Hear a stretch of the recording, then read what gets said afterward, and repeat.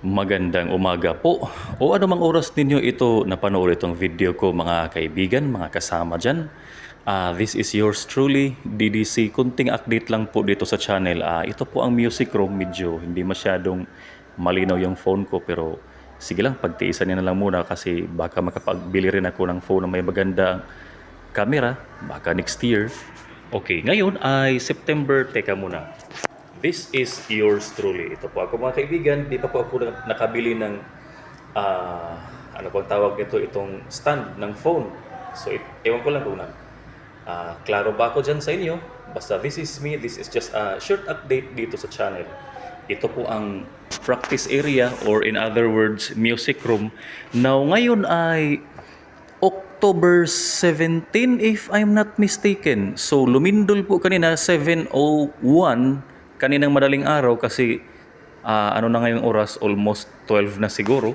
Di po ako nakapag-vlog kanina kasi naka-charge pa ako sa phone. Pinauuwi na ngayon ng principal ang mga teachers. So ito dito sa labas. Walang mga students, mga kaibigan. Kasi pinauuwi na. Kanina pa past 7 pa sila nakauwi talaga. So yun ang principal's office. At yun naman doon, papunta doon sa canteen. Di ko na lang siguro pupuntahan kasi nag-prepare na sila for closure.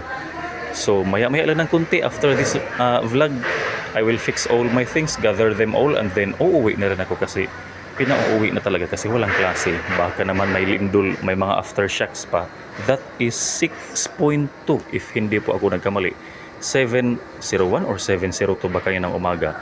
Ngayon is past 11. I don't know the exact time, basta yun na yun. And okay, wala na mga students. Kukuha pa ako ng ibang angular view mamaya siguro. So this is just a short update dito sa channel.